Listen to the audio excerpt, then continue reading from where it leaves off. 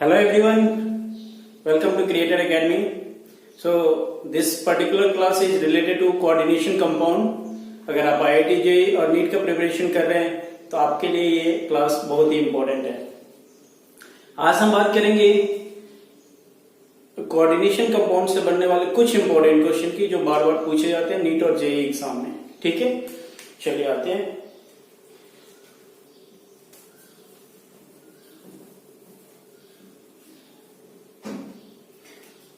Coordination compound,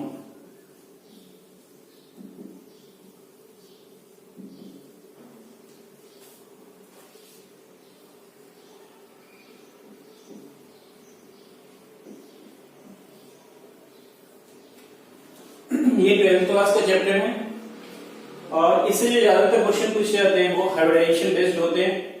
उसके structure पूछे जाते हैं, मैग्नेटिक प्रॉपर्टी, कलर प्रॉपर्टी, वो सारा कुछ हम डिस्कस करेंगे। चलिए हम एक एग्जांपल लेते हैं कोऑर्डिनेशन कंपाउंड का। जैसे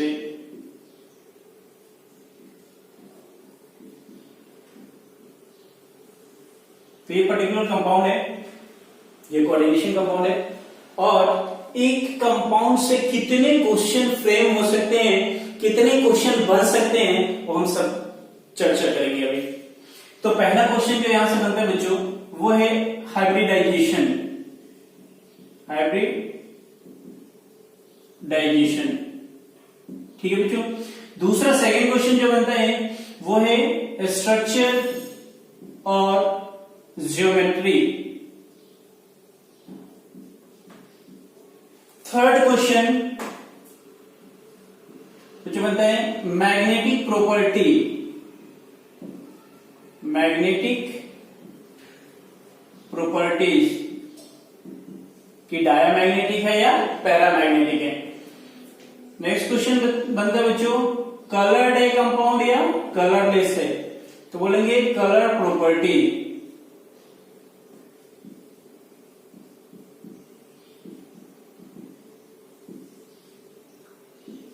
उसके बाद आता है बच्चों मैग्नेटिक मोमेंट, मैग्नेटिक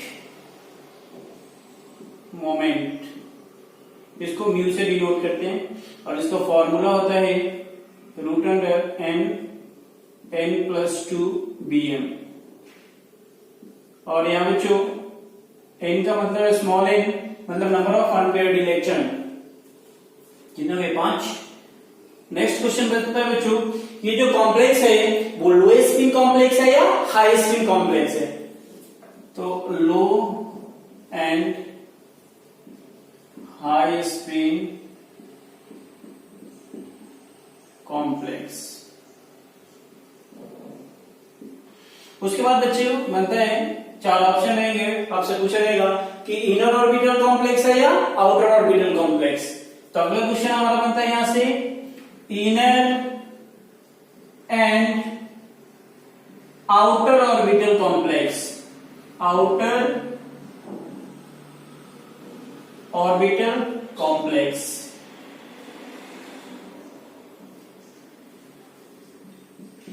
कई बार बच्चों कॉन्फ़िगरेशन पूछ लिए जाते हैं और यहां से लास्ट जो क्वेश्चन बनता है वो crystal field splitting energy, crystal field splitting energy. ठीक है बच्चों, तो एक कंपाउंड से टोटल इतने टाइप के क्वेश्चन फ्रेम होते हैं और हर साल आईआईटी और नीट एग्जाम में कोई ना कोई तो आता ही रहता है बच्चों। एक और है बच्चों ऑक्सीडेशन स्टेट भी पूछ लिए जाते हैं, ऑक्सीडेशन स्टेट,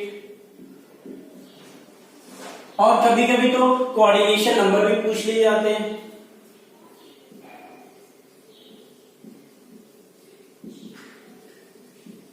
कोऑर्डिनेशन नंबर। तो आज हम इस पार्टिकुलर क्लास में ये टोटल जो 10 से 11 क्वेश्चन बन रहे हैं वो सब को डिस्कस करेंगे और एक कंपाउंड से इतने सारा क्वेश्चन कैसे सॉल्व करेगा होगा ये सारा ट्रिक हम आपको बताएंगे ताकि दोबारा आपसे ये क्वेश्चन गलत ना हो कभी।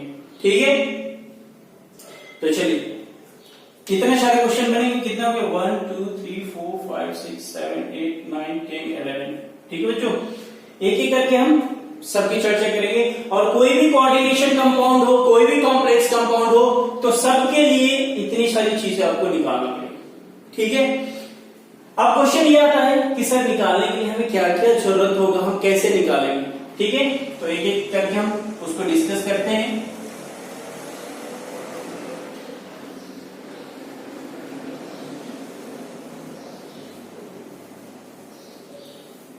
तो बच्चों कोई भी कोऑर्डिनेशन कंपाउंड हो या कॉम्प्लेक्स कंपाउंड हो, उसके ये सारे प्रॉपर्टीज और सारे क्वेश्चन सॉल्व करने के लिए हमें बेसिक तीन चीजों की रिक्वायरमेंट होती है। वो फर्स्ट है बच्चों oxidation state of central metal atom. अच्छा, उससे पहले हम बात कर लेते हैं कि इसमें कौन क्या है। देखिए बच्चों, ये जो है ये इसको हम बोलते हैं सेंट्रल मेटल एटम और सेंट्रल मेटल आयन। ठीक है बच्चों, जो सेंटर में होते हैं जनरली ये डी ब्लॉक एलिमेंट होते हैं, जिसको ट्रांजिशन एलिमेंट कहते हैं, बिकॉज इसके पास वैकेंट डी ऑर्बिटल्स होते हैं। ये छोटी ब्रैकेट के अंदर जो होता है बच्चों, उसको लिगेंड कहते हैं।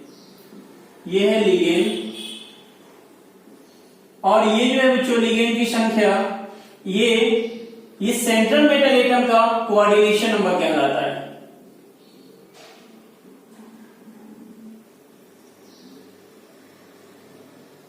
तो आपका दो क्वेश्चन यहीं पे सॉल्व हो गया, एक तो कोऑर्डिनेशन नंबर, और अभी हम बता देंगे ऑक्सीडेशन स्टेट निकालने का। ये लिगेंड हो गया, और ये जो बच्चों है कैटायन, इसको बोलते हैं काउंटर आयन। काउंटर आयन सामने में तो कैटायन और बैक में तो बच्चों एनायन, दोनों क्या कहलाएगा, काउंटर आयन। और ये जो स्पेस है बच्चों बड़ी ब्रैकेट के अंदर, इसको बोलते हैं कोऑर्डिनेशन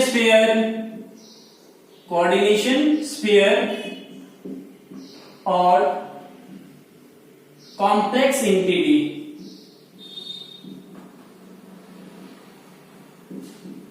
ये सारा टर्मिनोलॉजी है बच्चों।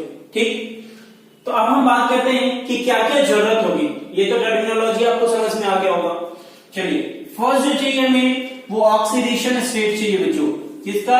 सेंट्रल मेटल एटम का ऑक्सीडेशन स्टेट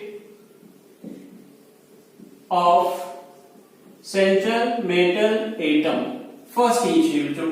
उसके बाद ये जो लिगेंड है उसका नेचर कैसा है, वो स्ट्रॉन्ग लिगेंड है या वीक लिगेंड है, उसकी चर्चा करेंगे। और थर्ड जो बच्चों वो कोऑर्डिनेशन नंबर। तो सेकेंड लिख लेते हैं हम strength of ligand, strength of ligand. और थर्ड जो बच्चों कोऑर्डिनेशन नंबर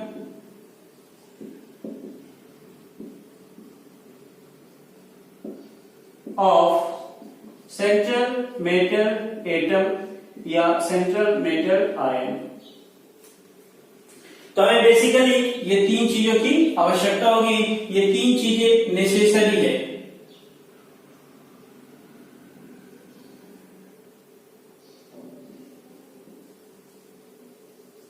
ठीक है बच्चों,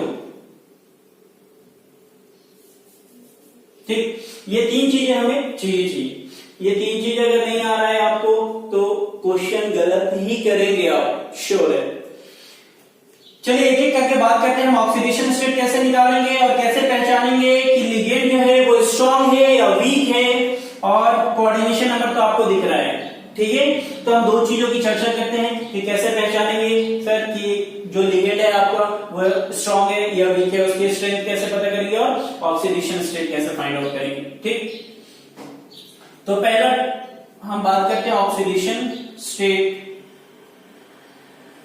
ऑक्सीडेशन स्टेट, और इसी को बोलते हैं बच्चों ऑक्सीडेशन नंबर।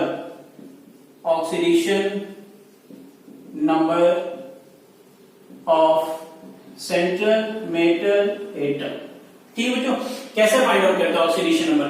तो बच्चों कोई भी कॉम्प्लेक्स कंपाउंड है या कोऑर्डिनेशन कंपाउंड,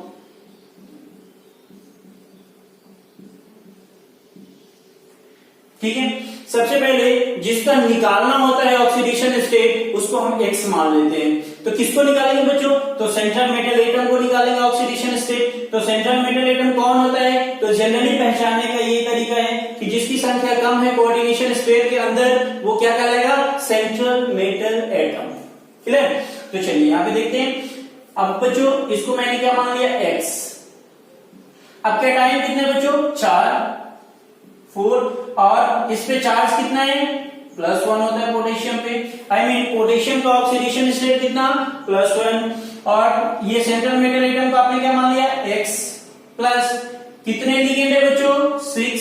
और ये जो होता है साइनाइड इस पे -1 चार्ज होता है। बोले तो Cl का ऑक्सीडेशन स्टेट -1 और सभी का सम किसके बराबर? 0 के। अब प्लस माइनस करना है तो कितना हो जाएगा बच्चों? 4 + x - 6 = 0 और यहाँ पे x - 2 = 0 और x = +2। आई मीन यहाँ पे आयरन +2 ऑक्सीडेशन स्टेट में। क्लियर हो गया? अब हम बात करेंगे स्ट्रेंथ ऑफ लिगेंड की। इधर चर्चा करेंगे बच्चों स्ट्रेंथ ऑफ लिगेंड।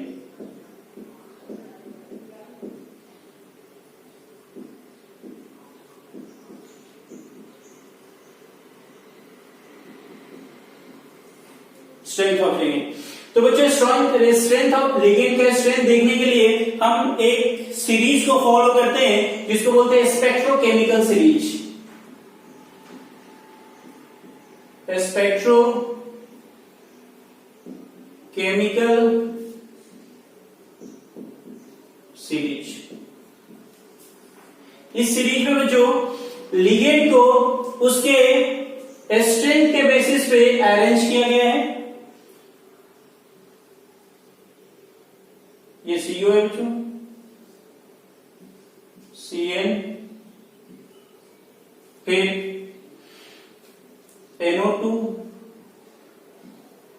फिर EN ethylene डाइअमाइड, then NH3,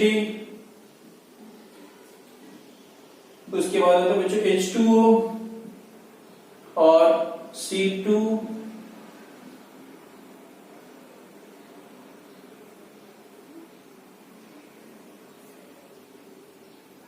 C2O4 -2, ये दोनों का स्ट्रेंथ इक्वल होता है।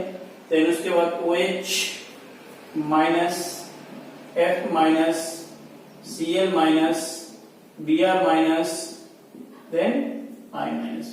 ये स्पेक्ट्रोकेमिकल सीरीज। तो बच्चों यहां से लेके और यहां तक तो ये कहलाता है स्ट्रॉन्ग लिगेंड। ये क्या होता है? स्ट्रॉन्ग लिगेंड होता है। ठीक है? और ये जो होता है बच्चों ये क्या होता है? Week ligand.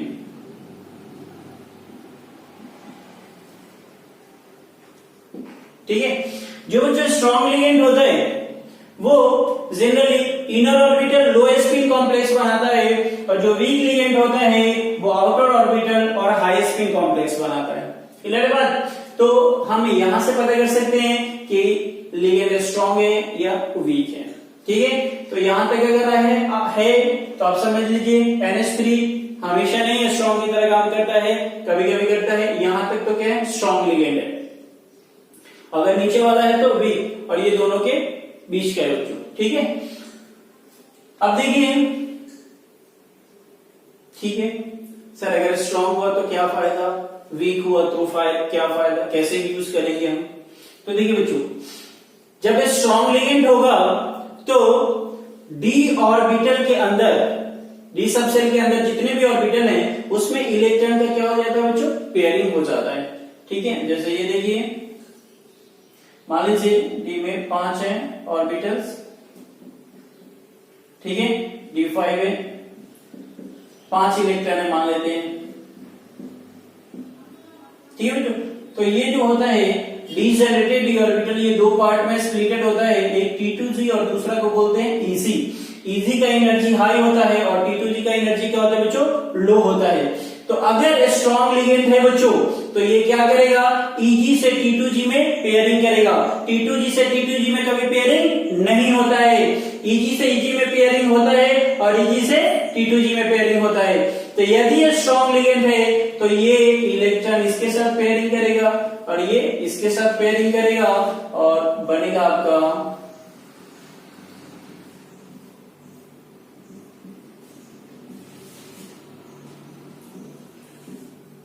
ठीक है बच्चों, ये दोनों इसी का खाली हो गया।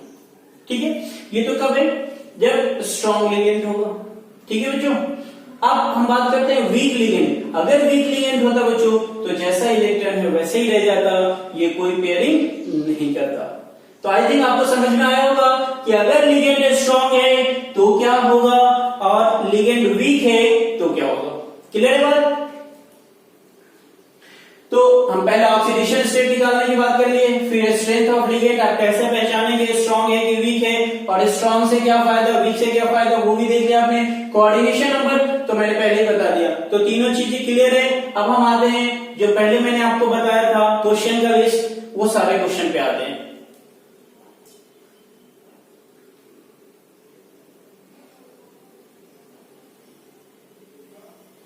ध्यान रखेंगे, वीक लिगेंड है, आउटर ऑर्बिटल कॉम्प्लेक्स होगा और हाई स्पिन होगा।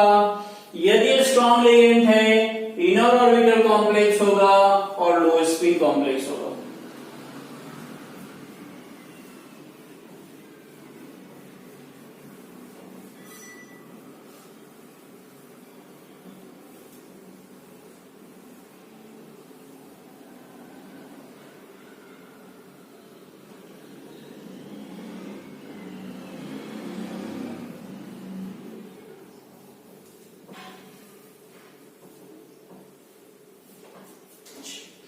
स्पेस बन गया हमारा। अब हम क्वेश्चन सॉल्व करना शुरू करते हैं। ठीक, 3 स्टेप हमारा यूज होगा बच्चों। फर्स्ट स्टेप में जो सेंट्रल मेटल एटम है उसका जनरल इलेक्ट्रॉनिक कॉन्फ़िगरेशन देखेंगे। तो आयरन का एटॉमिक नंबर कितना बच्चों, 26। तो इसका जनरल इलेक्ट्रॉनिक कॉन्फ़िगरेशन क्या हो जाएगा, आर्गन को रेफरेंस में मान लेते हैं जिसका एटॉमिक नंबर कितना होता है, 18, मतलब 18 इलेक्ट्रॉन यहां हो गया। उसके बाद आएगा 4s2 और 3d6, तो 18 और 2 20 और 6 26। ये तो कब है बच्चों, नॉर्मल स्टेट में आयरन का ऑक्सीडेशन स्टेट है। क्लियर है बात। अब हम बात करेंगे यहाँ पे ऑक्सीडेशन स्टेट क्या है, अभी मैंने निकाला था, इसको x मान लीजिए, ये +4, ये -6, -6 + 4 कितना हो गया, -2, x - 2 = 0 और x +2। इस कंपाउंड में आयरन +2 ऑक्सीडेशन स्टेट में है, तो हमें इलेक्ट्रॉनिक कॉन्फ़िगरेशन किसका निकालेंगे, +2 का निकालेंगे।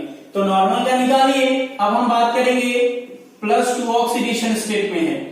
अब देखिए बच्चों, अब आप इलेक्ट्रॉन कहां से निकालेंगे, तो जब भी कोई एलिमेंट, कोई एटम इलेक्ट्रॉन लॉस करता है तो आउटर ऑर्बिटल से करता है। तो आउटर ऑर्बिटल यहाँ पे 4s है, तो 4s से दोनों इलेक्ट्रॉन निकल जाएगा, तो 4s कितना हो जाएगा बच्चों, 0। तो 3d6 और 4s 0। क्लियर है। पहला चीज यूज कर लिया ऑक्सीडेशन स्टेट। तो अब हमें यहाँ पे क्या करना है, d ऑर्बिटल का, d सबसेल का 5 ऑर्बिटल्स को हम बनाएंगे। तो देखिए 3d6 =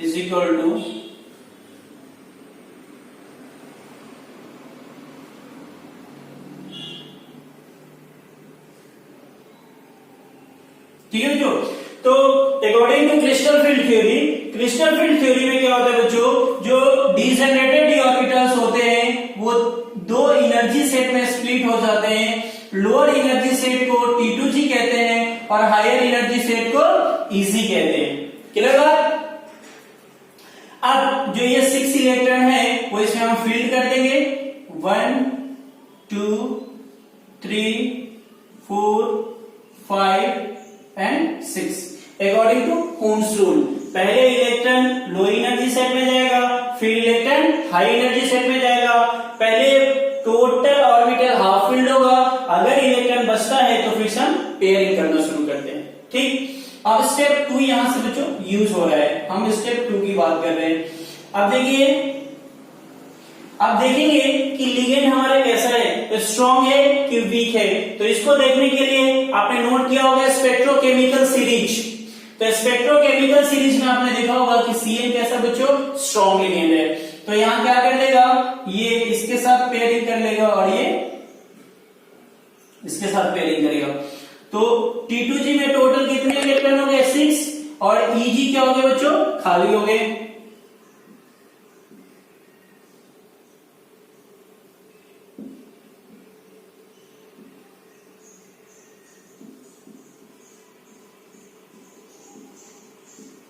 ठीक, यहां हमारा सेकेंड स्टेप कंप्लीट हो गया। लिगेंड का स्ट्रेंथ हम चेक कर लिए और उसके अकॉर्डिंग हम पेयरिंग कर लिए।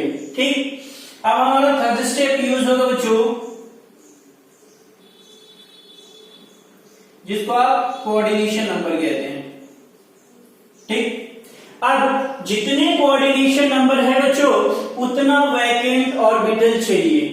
क्यों चाहिए, तो देखिए ये जो लिगेंड का काम क्या होता है, लिगेंड क्या करता है बच्चों, lone pair of electron donate करता है किसको, सेंट्रल मेटल एटम को, और इसके साथ कोऑर्डिनेट बॉन्ड से जुड़ जाता है। तो लोन पेयर का मतलब कितना होता है बच्चों, 2 इलेक्ट्रॉन। तो एक बार में कितने इलेक्ट्रॉन डोनेट करेगा, ये 2। तो टोटल कितने हैं लिगेंड, 6। तो हमें 6 वैकेंट ऑर्बिटल चाहिए। ठीक है बच्चों, तो यहाँ पे 3D में तो कितने मिल गए, 2।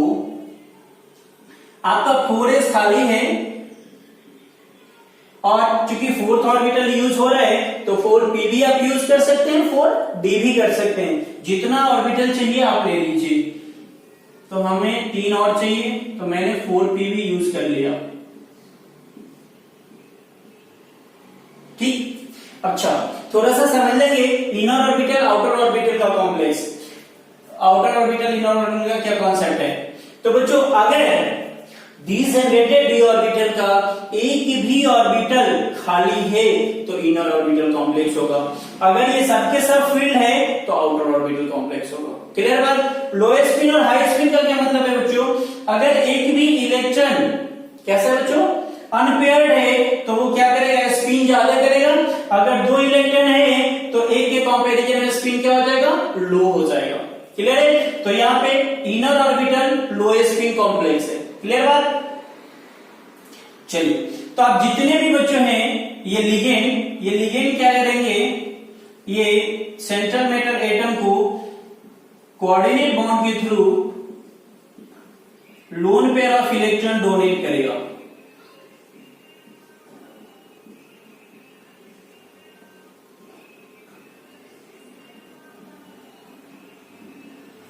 तो ये जो है ये 6 ऑर्बिटल्स हो गए, 6 लिगेंड 6 लोन पेयर को डोनेट किया।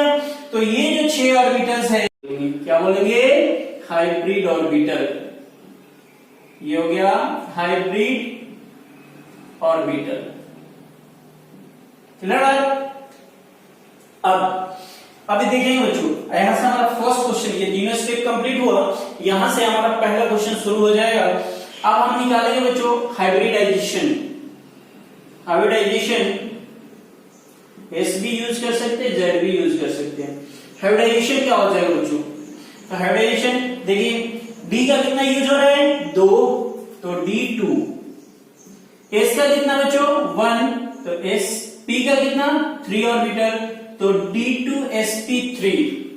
क्या हो गया बच्चों हाइब्रिडाइजेशन, D2sp3। क्लियर बात। अगर मान लीजिए ये यूज नहीं होता, पूरा फुल फील्ड होता तो हम 4D वाला यूज करते हैं। अगर चूंकि वीक लिगेंड होगा तो पेयरिंग नहीं करता, तो क्या होता है sp3d2। क्लियर है। अगर D 3D का D पार्टिसिपेट कर रहा है तो इनर ऑर्बिटल कॉम्प्लेक्स हो गया। अगर 4D का पार्टिसिपेट कर रहा है D तो आउटर ऑर्बिटल कॉम्प्लेक्स होगा। क्लियर है। अब सेकेंड क्वेश्चन की तरफ हम चलेंगे। तो सेकेंड क्वेश्चन क्या है, स्ट्रक्चर इसका कैसा होगा और ज्योमेट्री जिसको बोलते हैं। ठीक है बच्चों। तो देखिए D2sp3 ऑक्टाहेड्रल होता है। कैसा होता है बच्चों, ऑक्टाहेड्रल। और ऐसा होता है ज्योमेट्री बच्चों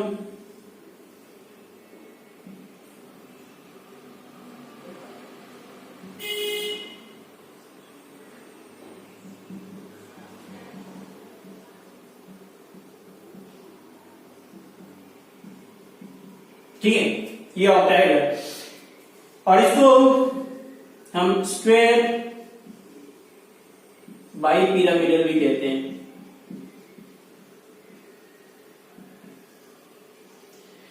ऑक्टाहेड्रल और स्क्वायर बाइपिरामिडल, दो क्वेश्चन हमारा कंप्लीट हो गया। थर्ड क्वेश्चन की तरफ चलते हैं बच्चों। थर्ड था हमारा मैग्नेटिक प्रॉपर्टी। ठीक है बच्चों, तो यदि 3D में एक भी इलेक्ट्रॉन अनपेयर्ड है बच्चों तो बोलते हैं पैरामैग्नेटिक। अगर सभी के सभी पेयर्ड है तो कैसा हो जाएगा, डायामैग्नेटिक। तो मैग्नेटिक प्रॉपर्टी कैसा होगा बच्चों, magnetic properties diamagnetic.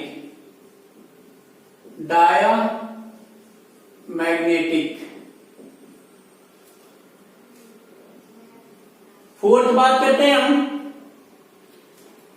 Magnetic moment, जिसको म्यू से डिनोट करते हैं। और ये क्या होता है, फॉर्मूला होता है बच्चों root under n into n plus 2 bm, where जहां n क्या है, नंबर ऑफ अनपेयर्ड इलेक्ट्रॉन।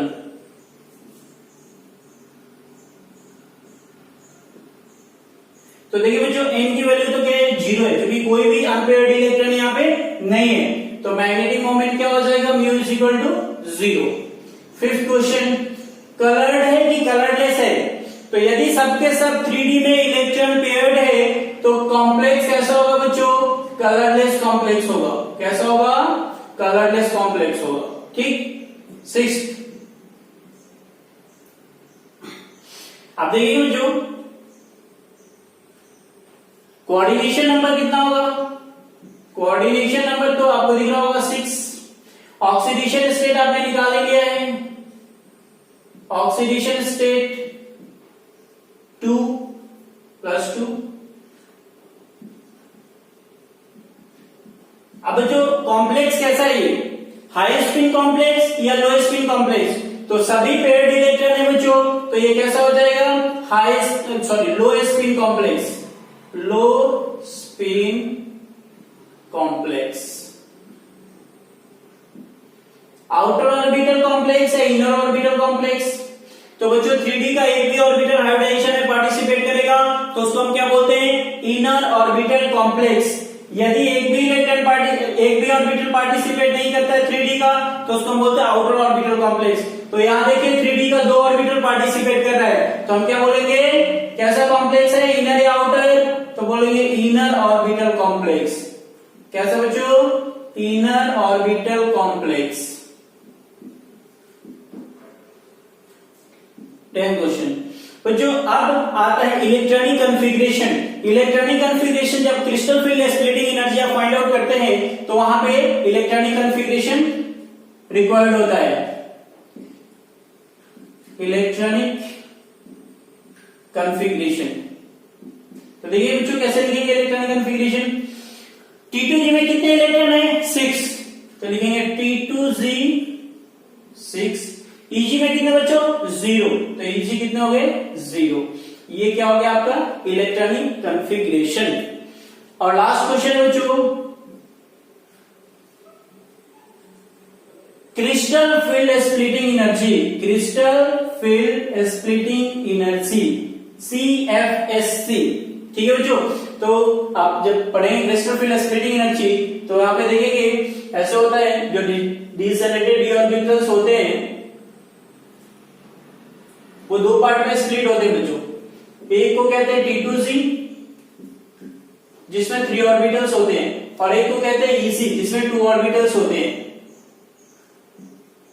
और जो मीन सेंटर लाइन से जो डिस्टेंस होता है वो T2G का होता है 0.6 और EC का होता है 0.6 और T2G का होता है 0.4। ये मीन सेंटर लाइन है। इससे नीचे वाला को निगेटिव साइन से डिनोट करते हैं क्योंकि वो डाउनवर्ड है, और ऊपर वाला को पॉजिटिव साइन से डिनोट करते हैं।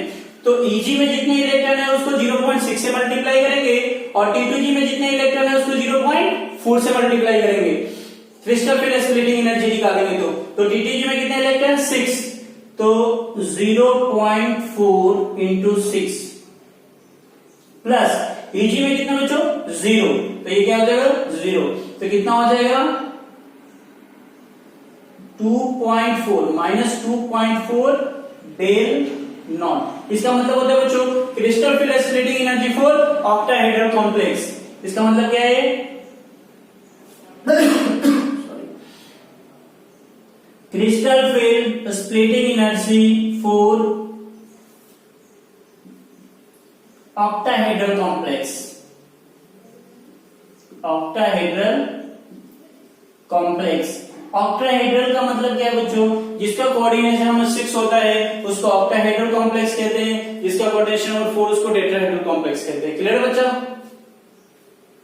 तो ये हमारा कोऑर्डिनेशन कंपाउंड से बनने वाला इंपॉर्टेंट क्वेश्चन था, और ये क्वेश्चन जनरली पूछे जाते हैं। जब आप सॉल्व करेंगे IIT और नीट का क्वेश्चन बैंक, तो आपको बहुत सारे ऐसे क्वेश्चन मिलेंगे, तो आप इसको ट्राई कर सकते हैं घर पे। ठीक है बच्चों, अगर आप फर्स्ट टाइम देख रहे हैं तो इस चैनल को लाइक और सब्सक्राइब जरूर करें। Thank you very much.